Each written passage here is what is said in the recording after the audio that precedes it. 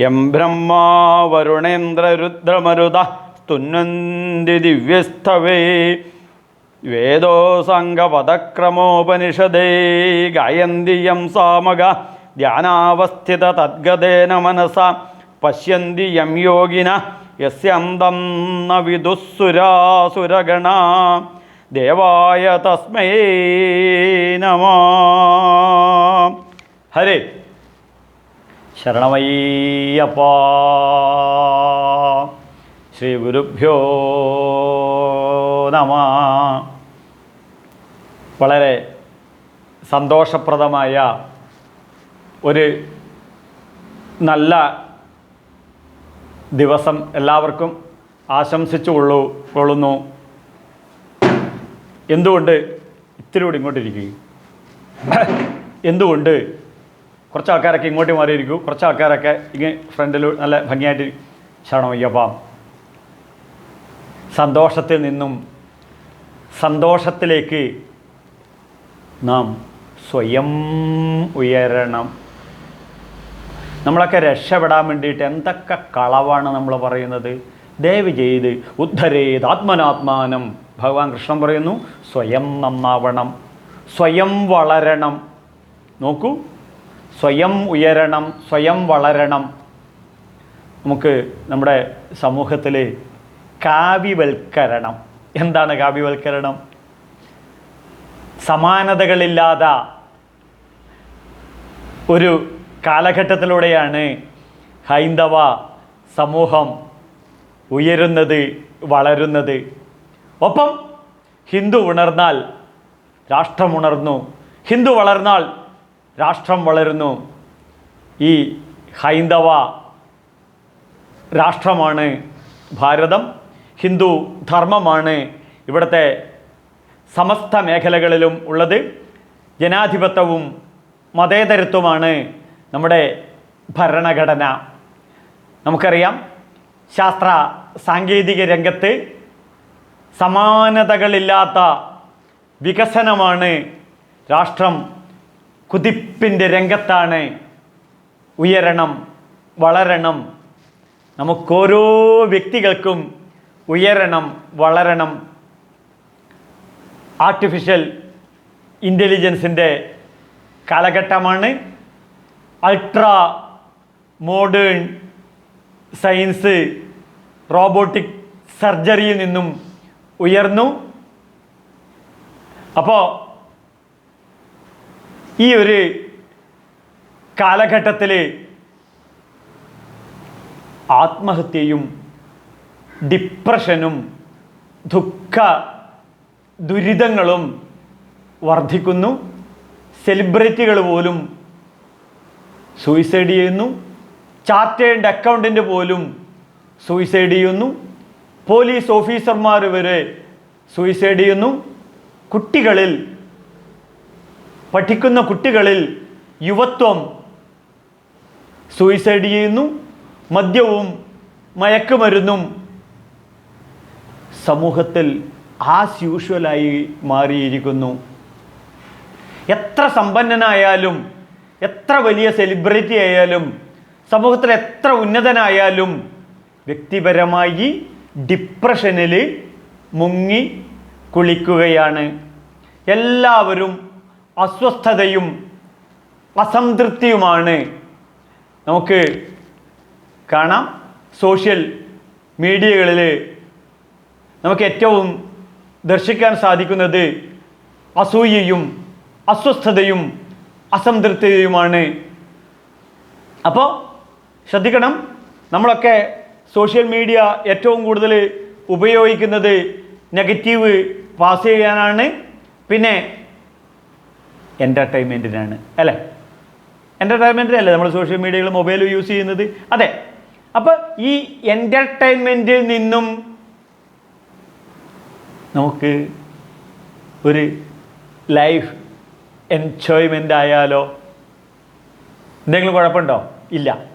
അപ്പോൾ ലൈഫ് എൻജോയ്മെൻറ്റിലേക്ക് നമ്മൾ വളരുകയാണെന്നുണ്ടെങ്കിൽ അതിന് ഒരു ഇന്നർ എൻജിനീയറിങ്ങിലൂടെ അടിമുട്ടി ഒരു പരിവർത്തനം വരുത്തി അടുക്കും ചിട്ടയുമുള്ള ഒരു ജീവിതം കൊണ്ടു നടക്കുകയാണെങ്കിൽ ഓരോ നിമിഷവും ആസ്വാദ്യപ്രദമാക്കാം. ഓരോ നിമിഷവും നമുക്ക് എൻജോയ്മെൻ്റ് ആക്കാം. ഓരോ നിമിഷവും ഫ്രൂട്ട്ഫുള്ളാക്കാം. ഫ്രൂട്ട്ഫുള്ളാക്കാൻ എന്താണ് ഒരു എളുപ്പമാർഗം? അതാണ് നമ്മുടെ ഇന്നത്തെ വിഷയം. കൃഷ്ണൻ ഭഗവത്ഗീതയിൽ പറയുന്നു, നഹി കശ്ചിത് ക്ഷണമപി ജാതുനിഷ്ഠം സ്വകർമ്മകൃത്. അവനവൻ്റെ വിഹിത കർമ്മങ്ങൾ ചെയ്തുകൊണ്ട് അതിലൊരു സംതൃപ്തിയും അതിലൊരു സന്തോഷവും കണ്ട് അത് മധുരമാക്കി മാറ്റണം. അതിന് പ്യൂരിഫിക്കേഷൻ ഓഫ് മൈൻഡ്, മനസ്സിൽ ഒരു ശുദ്ധീകരണ പ്രവൃത്തി നടത്തണം. അല്ലാതെ പുറമേ ശുദ്ധീകരണ പ്രവൃത്തി നടത്തിയിട്ട് ഒരു കാര്യവുമില്ല. അപ്പോൾ പ്യൂരിഫിക്കേഷൻ ഓഫ് മൈൻഡാണ് മനഃശുദ്ധി. ഇതിന് നമ്മൾ വൈദിക സംസ്കൃതിയിൽ പുണ്യാഹം തെളിക്കും. ക്ഷേത്ര സംസ്കൃതിയിൽ വിഗ്രഹത്തിൽ ആദ്യം ചെയ്യുന്നത് പുണ്യാഹമാണ്. എന്തെങ്കിലും അശുദ്ധി തേടി ക്ഷേത്രത്തിൽ ചെയ്തു കഴിഞ്ഞാൽ 5 പേരുകൂടി പുണ്യാഹം നടത്തും. എന്താണ് പുണ്യ അഹം? ഞാനാണ് ഇവിടെ ശുദ്ധിയായി മാറുന്നത്. ഓം മനസ്സമാധിയത, ഓം സമാഹിത മനസ്സസ്മ, ഓം പ്രസീദന്തു ഭവന്ത, ഓം പ്രസന്നാസ്മ, ശാന്തിരസ്തു, പുഷ്ടിരസ്തു, ഋദ്ധിരസ്തു, അവിഘ്നമസ്തു, ശിവകർമാസ്തു. ഓം പ്രജാപതി പ്രിയതാം, ഓം പ്രിയതാം പ്രജാപതി, ഓം പുണ്യ അഹം ഭവന്തു ഭ്രവന്തു, ഓം പുണ്യ അഹം. മനസ്സിലായാലും ഇവിടെയൊക്കെ ഞാനാണ്, അദ്വൈതമാണ്. പുറത്തുള്ള ഒന്നിനെ ശുദ്ധി ചെയ്യുക അല്ല ചെയ്യുന്നത്. അഹം അഹം അഹം അഹം. അപ്പോൾ സന്തോഷ സംതൃപ്ത ജീവിതത്തിന് ഞാൻ എന്ത് ചെയ്യണം? ഇതാണ് നമ്മുടെ ഓരോ വ്യക്തിയുടെ ചോദ്യം. അതിന് ശ്രീകൃഷ്ണ പരമാത്മാവിനോട് ശ്രീമദ് ഭാഗവതത്തിലൂടെ ഉദ്ധവര് ഭഗവാനോട് ചോദിക്കുന്നു, എനിക്ക് സന്തോഷ സംതൃപ്ത ജീവിതം വേണം, അതിന് ഞാൻ എന്ത് ചെയ്യണം? ഇത് ഒരു കഥയല്ല.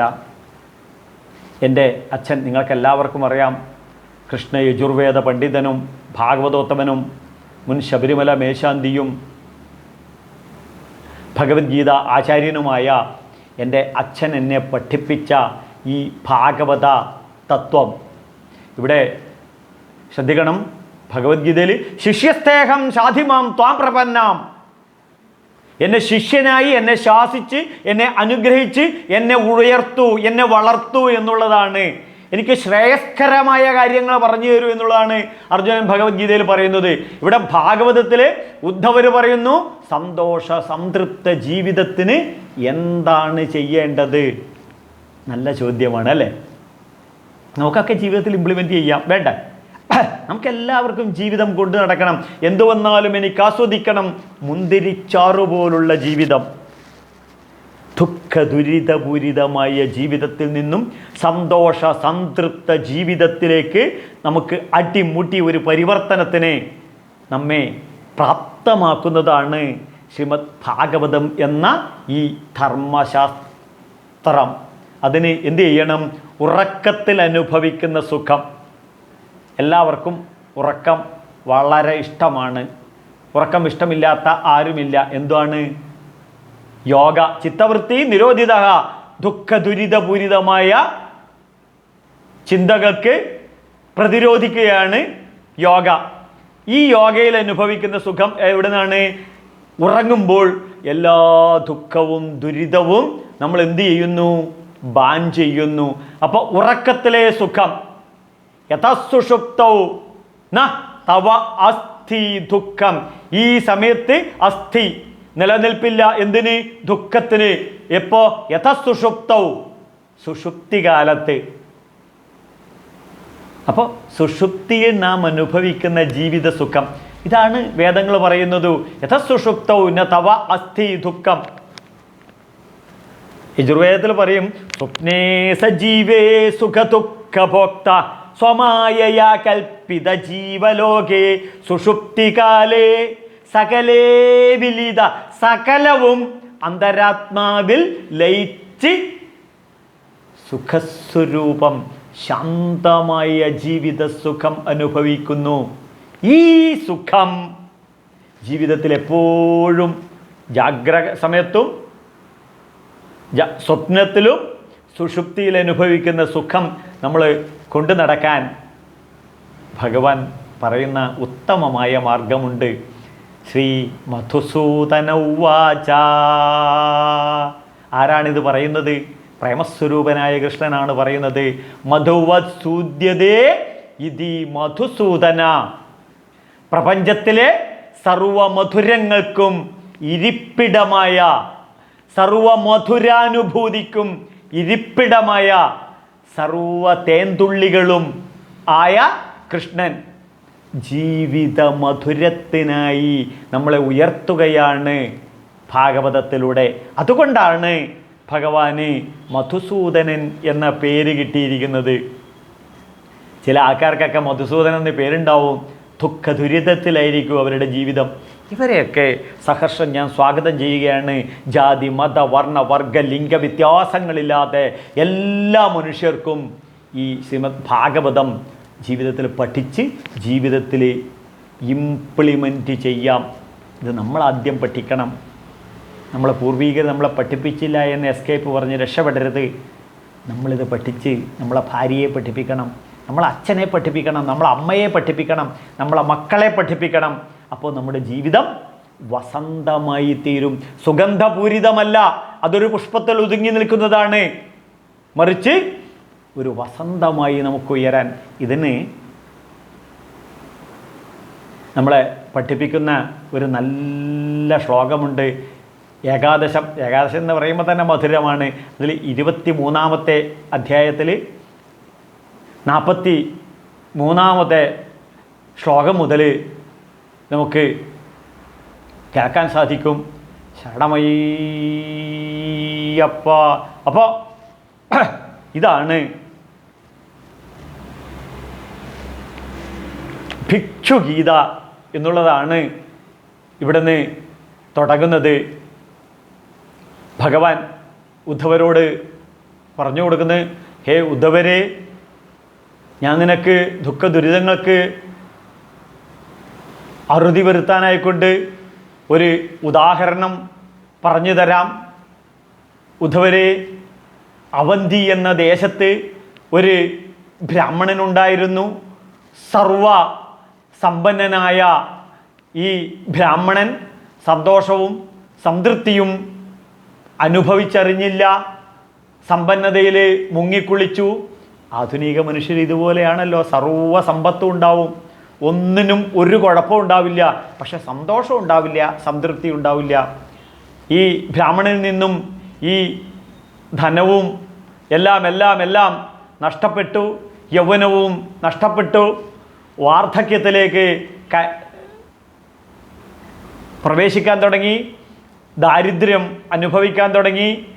ആ പിച്ചെടുക്കുന്ന പിച്ചച്ചട്ടി പോലും മറ്റുള്ളവർ പിടിച്ചു പറിച്ച് കൊണ്ടുപോയി. കുത്തി നടക്കുന്ന വടി പോലും മറ്റുള്ളവർ കൊണ്ടുപോയി.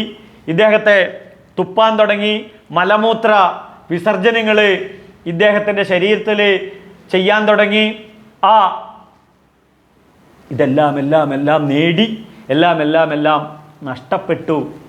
ഈ സന്ദർഭത്തിലും ഈ ദരിദ്രനായ ബ്രാഹ്മണനെ തളർത്താനോ തകർത്താനോ ആർക്കും സാധിച്ചില്ല. തകരാത്ത ഒരു വ്യക്തിയായി ഈ ബ്രാഹ്മണൻ ഉയരുകയാണ്. പൂർണ്ണബോധമാണ് ഞാൻ എന്ന് തിരിച്ചറിയുകയാണ്. ആ സച്ചിദാനന്ദ സുഖം അനുഭവിച്ച ആ ബ്രാഹ്മണൻ അനുഭവിച്ച യാഥാർത്ഥ്യത്തെ ഭഗവാൻ ഉദ്ധവർക്ക് പറഞ്ഞു കൊടുക്കുകയാണ്. ഈ ഉയർച്ചയ്ക്കും താഴ്ചയ്ക്കും, ജീവിതത്തിൻ്റെ ഉയർച്ചയ്ക്കും താഴ്ചയ്ക്കും, സന്തോഷത്തിനും സംതൃപ്തിക്കും ദുഃഖത്തിനും എല്ലാത്തിനും കാരണം മറ്റൊന്നുമല്ല, അവനവൻ്റെ ജീവിതത്തിൻ്റെ പ്രവൃത്തിയാണ്. ജീവിതത്തിൻ്റെ പ്രവൃത്തിയാണ്. രാമായണം ഒരൊറ്റ ശ്ലോകത്തിൽ ഒതുക്കാം. താൻ താൻ നിരന്തരം ചെയ്യുന്ന കർമ്മങ്ങൾ താൻ താൻ അനുഭവിച്ചിടുക എന്നൊരു കർമ്മം, കർമ്മഫലം, കർമ്മപ്രതിഫലം, ഇതാണ് ജീവിതമെന്ന സത്യം കൃഷ്ണൻ ഇവിടെ ഉദ്ധവർക്ക് പറഞ്ഞു കൊടുക്കുന്നു. അതാണ് ഏകാദശ സ്കന്ധത്തിലെ 23-ാമത്തെ അധ്യായത്തിൽ 43 മുതൽ നമുക്ക് ഭിക്ഷുഗീത എന്ന് പറയുന്ന ഒരു ഗീതമുണ്ട്. അതാണ് ചടമയ്യപ്പ ന്യായം ജനോമേ സുഖദുഃഖഹേതുർ ന ദേവദാത്മാ ഗൃഹകർമ്മകാല മനഃപരം കാരണമാമനന്തി സംസാരചക്രം പരിവർത്തയേത് തത്. വളരെ വ്യക്തമായി അസന്നിഗ്ധമായി ആ ബ്രഹ്മജ്ഞാനിയായ ബ്രാഹ്മണൻ പറഞ്ഞ കാര്യം ഉദാഹരണമായി കൃഷ്ണനിവിടെ അനാവരണം ചെയ്യുകയാണ്. വേദവ്യാസ ഭഗവാൻ ഇത് വളരെ വ്യക്തമായി ചിത്രീകരിക്കുകയാണ് ഉദ്ധവരോട്. എന്ത്? നമ്മുടെ ജീവിതത്തിൻ്റെയും ന്യായം ജനോമേ സുഖദുഃഖഹേതു, നമ്മുടെ സുഖത്തിൻ്റെയും ദുഃഖത്തിൻ്റെയും ഹേതു, കാരണം നമുക്കറിയാം. പ്രേമസ്വരൂപനായ ഭഗവാൻ മാനവരാശിയുടെ സന്തോഷ സംതൃപ്തിക്കായിക്കൊണ്ടാണ് ഭഗവാൻ ഇവിടെ ഇത് അവതരിപ്പിക്കുന്നത്. വേദവ്യാസ ഭഗവാൻ ഇത് എഴുതിയത് മാനവരാശിയുടെ ഉയർച്ചയ്ക്ക് വേണ്ടിയാണ്. മനനേഷു മനുഷ്യാണാം കാരണം ബന്ധമോക്ഷജ ബന്ധയോ വിഷയാസക്ത മുക്തയെ നിർവിഷയം സ്മൃതേ. സ്മൃതിയിൽ പറയുന്നു, വേദങ്ങളിൽ പറഞ്ഞു, അമൃതബിന്ദു ഉപനിഷത്തിൽ പറയുന്നു, മനനേഷു മനുഷ്യാണാം. നമ്മൾ മനനം ചെയ്യുന്നു ജീവിതത്തെക്കുറിച്ചു. എന്നിട്ടോ യജുർവേദത്തിൽ പറയുന്നു, മനസോഹ്യവ പശ്യന്തി നസ ശൃണോതി. മനസോഹ്യവ പശ്യന്തി. സുഖത്തിനും ദുഃഖത്തിനും കാരണം എന്ത്? നേതി നേതി നേതി ഇവയൊന്നുമല്ല. പിന്നെ ദുഃഖബീജ കാരണം ഋഷി ശാസ്ത്രീയമായി അന്വേഷിച്ച് ശാസ്ത്രീയമായി കണ്ടുപിടിച്ച് ഈ ദുഃഖത്തിന് കാരണം എന്താണ്, സന്തോഷത്തിന് കാരണം എന്താണെന്ന് കണ്ടുപിടിച്ച് ആ ദുഃഖത്തിൻ്റെ സൊല്യൂഷൻ എന്താണെന്ന് ഋഷി നമ്മെ പഠിപ്പിക്കുന്നു. ആ വേദവ്യാസ ഋഷിയുടെ തൃപ്പാദങ്ങളിൽ സാഷ്ടാംഗദണ്ഡ നമസ്കാരം. കാരണം ഇത് ഞാൻ പഠിച്ച് എൻ്റെ ജീവിതത്തിൽ പ്രാവർത്തികമാക്കുന്നു. എൻ്റെ അച്ഛൻ ഇത് പഠിച്ച് അദ്ദേഹം ജീവിതത്തിൽ പ്രാവർത്തികമാക്കി. ഏവം പരമ്പരാപ്രാപ്തം. സദാശിവന് തുടങ്ങി ശങ്കരാചാര്യരിലെത്തി, തപോവനാനന്ദ സ്വാമികളിലൂടെ, സ്വാമി ചിന്മയാനന്ദ മഹാരാജിലൂടെ, അസ്മദാചാര്യ പര്യന്തം സ്വാമി സത്യാനന്ദ സരസ്വതി തിരുവടികളിലൂടെ ഈ സംസ്കൃതി എന്നിലെത്തി. അപ്പോൾ ശ്രദ്ധിക്കണം, എന്ത്? ജീവിത പ്രശ്നങ്ങൾക്ക് കാരണം എന്താണെന്ന് ഇവിടെ അനാവരണം ചെയ്യുകയാണ്. ന ദേവത. വേദവ്യാസ ഭഗവാൻ ഏകാദശ സ്കന്ധത്തിൽ 23-ാമത്തെ അധ്യായത്തിൽ 43-ാമത്തെ ശ്ലോകത്തിൽ എഴുതി വെക്കുന്നു, ജീവിത പ്രശ്നങ്ങൾക്ക് കാരണം ന ദേവത. എൻ്റെ ജീവിത പ്രശ്നങ്ങൾക്ക് ഒരു ദേവീ ദേവന്മാരും അല്ല കാരണം. ഒരു ക്ഷേത്രത്തിനകത്ത് വസിക്കുന്ന ദേവീ ദേവന്മാരല്ല എൻ്റെ ജീവിത പ്രശ്നങ്ങൾക്ക് കാരണം. ഒരു പൂജ ചെയ്തു കഴിഞ്ഞാലും എനിക്കെൻ്റെ ജീവിത പ്രശ്നങ്ങളിൽ നിന്നും പുറത്ത് കടക്കാൻ സാധിക്കില്ല. ഒരു ഹോമവുമല്ല എൻ്റെ ജീവിത പ്രശ്നങ്ങൾക്ക് കാരണം. ഒരു ദേവതയുടെയും ഒരു ദേവിയുടെയും ഒരു ദേവൻ്റെയും കോപമല്ല എൻ്റെ ജീവിത പ്രശ്നങ്ങൾക്ക് കാരണം. ഒരു ക്ഷേത്രത്തിൽ വഴിപാട് കഴിച്ചാലും എൻ്റെ ജീവിത പ്രശ്നങ്ങൾക്ക് പരിഹാരം കാണാൻ സാധിക്കില്ല. ഞാൻ പറഞ്ഞതല്ല, വേദവ്യാസ ഭഗവാൻ ഇവിടെ എഴുതി വെച്ചിരിക്കുകയാണ്. ന ദേവത ആത്മാ, ദേവതയല്ല, പിന്നെ ആത്മാവല്ല. അപ്പോൾ മരിച്ചുപോയ ആത്മാവല്ല എൻ്റെ ജീവിത പ്രശ്നത്തിന് കാരണം. അവർക്ക് ശ്രാദ്ധം ഊട്ടുന്നത് കൊണ്ട് പ്രശ്നം പരിഹരിക്കാനും സാധിക്കുന്നില്ല. ശ്രാദ്ധം ഊട്ടാത്തത് കൊണ്ട് എൻ്റെ ജീവിത പ്രശ്നങ്ങൾ വർദ്ധിക്കുന്നതുമില്ല. അപ്പോൾ ഉയർച്ചയുമില്ല, താഴ്ചയുമല്ല. പിന്നെ പിതൃബലി നടത്തുന്നത് കൊണ്ട് ഇതിന് പരിഹാരം കാണാൻ സാധിക്കില്ല. പിന്നെ ആവാഹിച്ച് പ്രതിമയിൽ കൊണ്ടുപോയി ഓരോ ക്ഷേത്രങ്ങളിൽ കൊണ്ട് ഇരുത്തിയത് കൊണ്ട് ഇതിനൊരു ശാശ്വതമായ പരിഹാരം കാണാൻ സാധിക്കില്ല.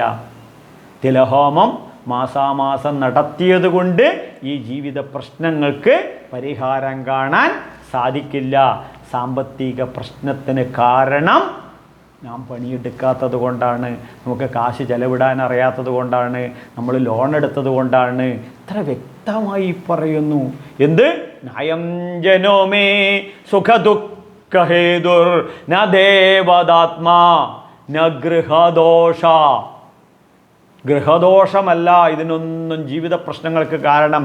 അപ്പോൾ കുടുംബ പ്രശ്നങ്ങൾക്ക് കാരണം, കുടുംബ കലഹത്തിന് കാരണം, ജീവിതത്തിൻ്റെ പരാജയത്തിന് കാരണം, ജീവിത തകർച്ചയ്ക്ക് കാരണം വാസ്തുദോഷം അല്ല.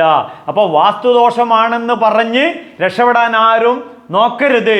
ശാസ്ത്രത്തെ ശാസ്ത്രീയമായി അപഗ്രഥനം ചെയ്യൂ. എത്ര സത്യസന്ധമായാണ് ഇവിടെ പറയുന്നത്. വാസ്തുദോഷമല്ല നമ്മുടെ ജീവിതത്തിൽ. ഒറ്റയിൽ കയറുക, ഇരട്ടയിൽ താഴത്തോട്ട് വരിക, ഈ വാസ്തുദോഷമാണ് എന്ന് പറയുന്നത്. സത്യം പറയാലോ, എന്നെ ക്രൂശിക്കരുത്, നമ്മളെ പറ്റിക്കുകയാണ് എന്നുള്ളതാണ്.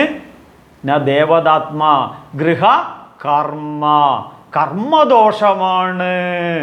എല്ലാം നമ്മൾ പറയും പൂർവജന്മ ഹൃദം ഭാവം വ്യാധിരൂപേണ ജായതേ എന്ന് പറയും. എന്നിട്ടോ പഞ്ചസാര നല്ലോണം കഴിച്ചാൽ ഷുഗർ വരും. ചിന്തകൾ ഡിസ്ട്രോയിഡ് ആറ്റിറ്റ്യൂഡ് വന്നു കഴിഞ്ഞാൽ ക്യാൻസർ വരും. പുകവലിച്ചു കഴിഞ്ഞാൽ ക്യാൻസർ വരും. മദ്യപിച്ചു കഴിഞ്ഞാൽ കിഡ്നി അടിച്ചു പോവും, കരളടിച്ചു പോവും. പുകവലിച്ചു കഴിഞ്ഞാൽ കരളടിച്ചു പോവും. എന്നിട്ട് പറയും എന്ത്? പൂർവജന്മ ഹൃദം പാപം. പൂർവജന്മ ഹൃദം പാപം എന്ന് പറഞ്ഞാൽ കഴിഞ്ഞ ജന്മമല്ല, കഴിഞ്ഞ നിമിഷങ്ങളുടെ നമ്മുടെ കയ്യിലിരിപ്പാണ്. അപ്പോൾ കർമ്മദോഷം, ശത്രുദോഷം. അപ്പോൾ കർമ്മദോഷം എന്താണ്?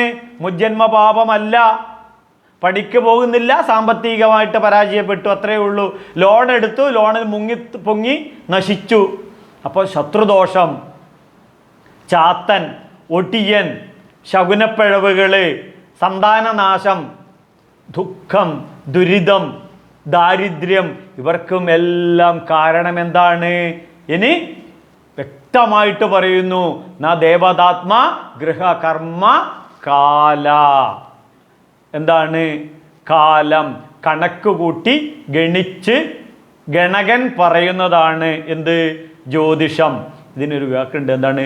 പ്രശ്നക്കാരൻ. അപ്പം ജീവിത പ്രശ്നങ്ങൾക്ക് കാരണം ഈ പ്രശ്നക്കാരനും അല്ല. എനിക്ക് ഇതിനിടെ പാലക്കാടുള്ളൊരു പാർട്ടി വിളിച്ചു. അവർക്ക് 7:30 ശനിയാണ്. അപ്പോൾ അതിനെന്താണ്? ജ്യോതിഷൻ്റെ അടുത്ത് പോയി കണ്ടു. ഇനി എത്ര കാലമുണ്ട്? ഇനി 2 വർഷം കൂടി ഉണ്ട്. സന്തോഷമായി. അപ്പോൾ പ്രശ്നക്കാരനോട് പറഞ്ഞു, അപ്പോൾ 2.5 വർഷം കഴിഞ്ഞ് കഴിഞ്ഞാലോ? അത് കുഴപ്പമില്ല, ഈ ജീവിത പ്രശ്നങ്ങൾ മുഴുവൻ പഴകിക്കോളും എന്ന് പറഞ്ഞു. അപ്പോൾ ഈ പാലക്കാടുള്ളത് കൊണ്ട് എനിക്കിത് മനസ്സിലായില്ല, ഈ പഴകിക്കോളും എന്ന്. ഞാൻ പിന്നീട് അന്വേഷിച്ച് കഴിഞ്ഞപ്പോഴാണ് പറയുന്നത്, ഈ 7:30 ശനി കഴിഞ്ഞു കഴിഞ്ഞാലും ഈ ജീവിത പ്രശ്നങ്ങൾ മുഴുവൻ അതുപോലെ നിങ്ങൾ കണ്ടിന്യൂ ചെയ്യേണ്ടി വരും എന്നുള്ളതാണ്. തുടർന്ന് ഉദ്ധവരോട് ഭഗവാൻ പറയുന്നു, മനഃപരം കാരണമാമനന്തി. അപ്പോൾ ഈ ഇത്രയും സമയം പറഞ്ഞത് കൊണ്ട്, അപ്പോൾ ഇത്രയും സമയം പറഞ്ഞത് എന്താണ്? ദേവീദേവന്മാരല്ല ജീവിത പ്രശ്നങ്ങൾക്ക് കാരണം, ആത്മാവ് മരിച്ചുപോയ ആൾക്കാരല്ല, വാസ്തുദോഷമല്ല, മുജ്ജന്മദോഷമല്ല. പിന്നെ ജീവിത പ്രശ്നങ്ങൾക്ക് കാരണം അവനവൻ്റെ ജീവിതത്തിൻ്റെ കർമ്മമാണ്, അവനവൻ്റെ ജീവിതത്തിൻ്റെ ആറ്റിറ്റ്യൂഡാണ്. മനഃപരം കാരണമാമനന്തി. മനസ്സ് ശരിയല്ലാത്തത് കൊണ്ടാണ്, ആറ്റിറ്റ്യൂഡ് കാഴ്ചപ്പാട് ശരിയല്ലാത്തത് കൊണ്ടാണ്. അതുകൊണ്ട് നമ്മുടെ ജീവിതത്തിൽ അടിമുടി ഒരു പരിവർത്തനം വരുത്തണം എന്നുള്ളതാണ് ഉദ്ധവരോട് ഇവിടെ കൃഷ്ണൻ പറയുന്നത്. ഗുരുവായൂരപ്പൻ പറയുന്നു, നിങ്ങൾ എന്നെ വന്ന് കുളിച്ച് തൊഴുതോളൂ, വഴിപാടുകൾ കഴിച്ചോളൂ, മനസ്സ് അടിമുട്ടി മാറണം, മനസ്സ് അടിമുട്ടി മാറണം. തുടർന്ന് ഭഗവാൻ ഭഗവത്ഗീതയിൽ പറയുന്നു, എവിടെയാണ് സുഖമെന്ന് പറയുന്നു. നായം ജനോമേ സുഖ ദുഃഖ ഹേതു. സുഖത്തിൻ്റെയും ദുഃഖത്തിൻ്റെയും ഹേതു ആര്? വേറെ ആരുമല്ല. പിന്നെ ഭഗവത്ഗീതയിൽ ഭഗവാൻ പറയുന്നു, സുഖമാത്യന്തികം യത്തത് ബുദ്ധിഗ്രാഹ്യമതീന്ദ്രിയം. ഇന്ദ്രിയാതീതമായ സുഖം ഉള്ളിലാണ്. യസ് സുഖാന്തരോ രാമ അന്തർജ്യോതിരേവയ. അന്തർജ്യോതിയായ ആ പരമാത്മാവാണ് യഥാർത്ഥ സുഖം. അത് അന്തരാത്മാവായി. അതിനെന്ത് ചെയ്യണം? ദുഃഖത്തിന് എന്ത് ചെയ്യണം? ദുഃഖ സംയോഗ വിയോഗ യോഗസംജ്ഞിത. അതാണ് യോഗം. ഈ യോഗം എന്ന് പറഞ്ഞാൽ അതാണ് സന്തോഷം, ഇതാണ് സച്ചിദാനന്ദം. ഏത്? നമ്മുടെ ജീവിതത്തിലെ എല്ലാ ദുഃഖത്തോടും പോയി ദുഃഖ സംയോഗ വിയോഗ. ഈ സ്വാതന്ത്ര്യം നമ്മൾ എടുക്കണം. ഏത്? ഈ ഗ്ലാസ്സിൽ വെള്ളം ഇവിടെ പിടിക്കാൻ വേണ്ടി പറഞ്ഞാൽ 5 മിനിറ്റ് ഇങ്ങനെ പിടിക്കുക, അത് കഴിഞ്ഞാൽ നമ്മളത് താഴത്ത് വെക്കുക, എടുക്കുക, കുടിക്കുക, തിരിച്ചവിടെ തന്നെ വെക്കുക. ഇതുപോലെ ദുഃഖത്തോട് സംയോജിക്കണം, തിരിച്ചു വരണം. എൻ്റെ ഗുരുവിൻ്റെ ഗുരുവായ സ്വാമി ചിന്മയാനന്ദ മഹാരാജ് പറയും, റബ്ബർ പന്ത് പോലെ എറിഞ്ഞു കഴിഞ്ഞാൽ ചുമരിൽ ടച്ച് ചെയ്യണം, തിരിച്ചിങ്ങോട്ട് തന്നെ വരണം. അല്ലാതെ ഇപ്പോഴും നമ്മുടെ ജീവിതം എന്താ മണ്ണാങ്കട്ട പോലെയാണ്. മണ്ണാങ്കട്ടയുടെ പ്രത്യേകത എന്താണ്? താഴത്ത് വീണ് കഴിഞ്ഞാൽ പൊടിഞ്ഞ് ലയിഞ്ഞു പോവും. ഇതുപോലെ ആധുനിക മനുഷ്യൻ ദുഃഖത്തിൽ മുങ്ങി പൊങ്ങുകയാണ്. ഇതിൽ നിന്നും പുറത്ത് കടക്കാൻ ദുഃഖ സംയോഗ വിയോഗ യോഗസംചിത. ഭഗവാൻ മറ്റൊരവസരത്തിൽ ഭഗവത്ഗീതയിൽ പറയും, അശാന്തസ്യ കുതസുഖം. അശാന്തസ്യ കുതസുഖം. അശാന്തന് എവിടെയാണ് സുഖം? അപ്പോൾ ശാന്തി, ഈ ശാന്തി തേടിയുള്ള, സുഖം തേടിയുള്ള നമ്മുടെ ജീവിതത്തിൽ ഈ വിശ്വം ദർപ്പണ വിശ്വമാന നഗരി കണ്ണാടിയിൽ പ്രതിബിംബിക്കുന്നത് പോലെ ഉള്ളിലുള്ള ഉള്ളിലുള്ള ആ സുഖത്തെ കാണുക, അറിയുക, അനുഭവിക്കുക. എന്നിട്ട് സ്വധർമ്മം അപിച്ചാപേക്ഷ ന വികമ്പിതുമർഹസി. അവനവന് നിക്ഷിപ്തമായ കർമ്മങ്ങൾ ചെയ്തുകൊണ്ട് ജീവിതം മുന്നോട്ട് നീങ്ങുക. അപ്പോൾ ദുഃഖത്തിൽ നിന്നും ശ്രദ്ധിക്കണം, ദുഃഖത്തിൽ നിന്നും പുറത്ത് കടക്കാനുള്ള ഒരു സ്വാതന്ത്ര്യം നമുക്കുണ്ട്. ആ സ്വാതന്ത്ര്യത്തെ പ്രയോജനപ്പെടുത്താനാണ് കൃഷ്ണനിവിടെ ഉദ്ധവരോട് പറയുന്നത്, അതുവഴി നമ്മോട് പറയുന്നത്. അപ്പോൾ നമ്മുടെ ജീവിതത്തിൽ നമ്മുടെ ചിന്തകളുടെ അനുകൂലമാകുമ്പോൾ സുഖവും, നമ്മുടെ ചിന്തകൾക്ക് പ്രതികൂലമാകുമ്പോൾ ദുഃഖവും. അപ്പോൾ പ്രതികൂലമായ ചിന്താഗതികളെ ബേൺ ചെയ്ത് കളയുക, ഡിസ്ട്രോയിഡ് ആറ്റിറ്റ്യൂഡ് ബേൺ ചെയ്ത് കളയുക, ശത്രുതാ മനോഭാവം ബേൺ ചെയ്ത് കളയുക. ഇതാണ് ഗുരുവായൂരപ്പന് നമ്മളോട് പറയാനുള്ളത്. ഇപ്പോൾ ഗുരുവായൂരപ്പ ഭക്തന്മാരായ നമ്മൾ ഗുരുവായൂരപ്പൻ ഇത് പറഞ്ഞു കഴിഞ്ഞാൽ നമുക്കെന്താ നഷ്ടമുള്ളത്? തേഷാം സതതയുക്താനാം ഭജതാം പ്രീതിപൂർവകം ദദാമി ബുദ്ധിയോഗം. അപ്പോൾ തേഷാം സതതയുക്താം ഭജതാം പ്രീതിപൂർവകം. അന്തരാത്മാവായി കൃഷ്ണനെ ഭജിക്കുകയാണെന്നുണ്ടെങ്കിൽ ഭജതാം പ്രീതിപൂർവകം, സംപ്രീതമായി മാറും ജീവിതം. തേഷാം സതതയുക്താനാം ഭജതാം പ്രീതിവ ദദാമി ബുദ്ധിയോഗം. അങ്ങനെയുള്ളവർക്ക് അവനവൻ്റെ ബുദ്ധിയെ വികസിപ്പിക്കാൻ എന്ത് വേണം? മനഃപരം കാരണമാമനന്തി, മനഃപരം കാരണമാമനന്തി. സംസാരചക്രം. ഏത് 5500 വർഷത്തിന് മുന്നെയാണ് ഭാഗവതത്തിൽ എഴുതിയത്. സംസാരചക്രം പരിവർത്തയേത്. സംസാരചക്രം. അപ്പോൾ ശ്രദ്ധിക്കണം. നമ്മുടെ ജന്മം എങ്ങനെയാണെന്ന് ചിന്തിക്കണം. സംസാരമാണ് നമ്മുടെ ജീവിതം.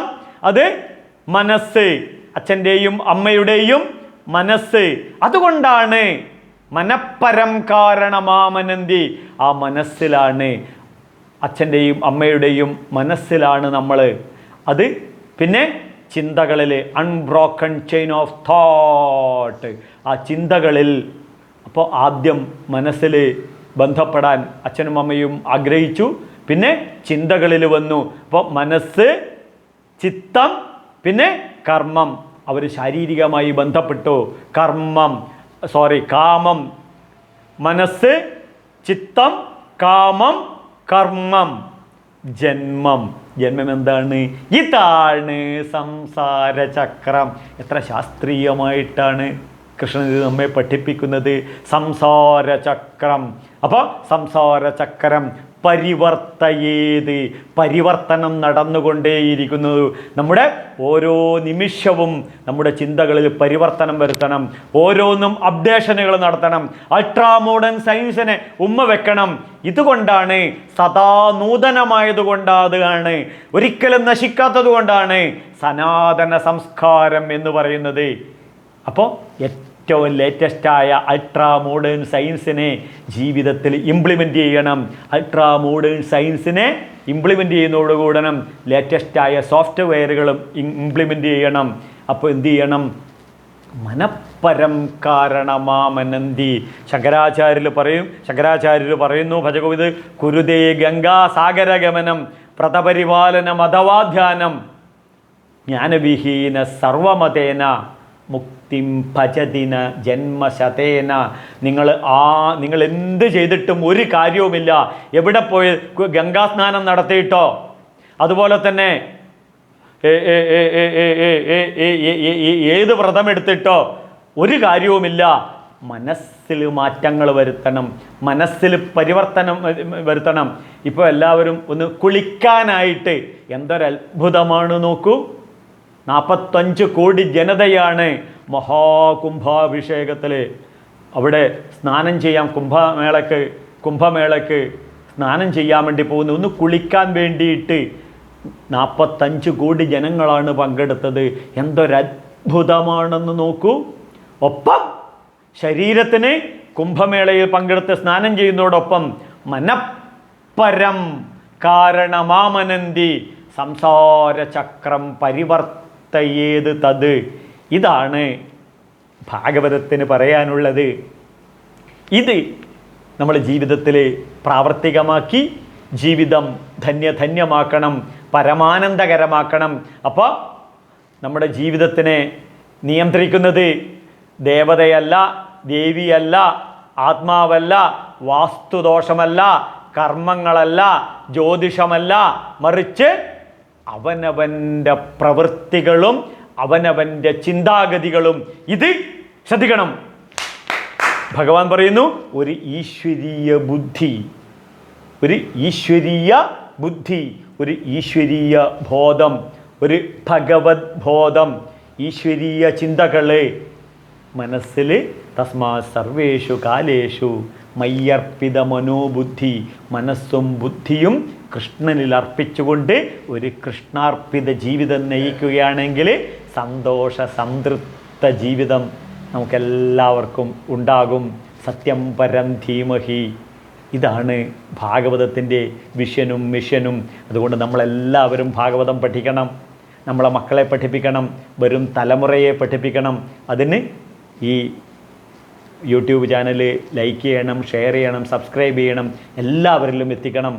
എല്ലാവർക്കും ആയുരാരോഗ്യ സൗഖ്യം നേർന്നുകൊണ്ട് ലോകാ സമസ്ത സുഖിനോ ഭവന്തു. സ്വാമി ശരണമയ്യപ്പ.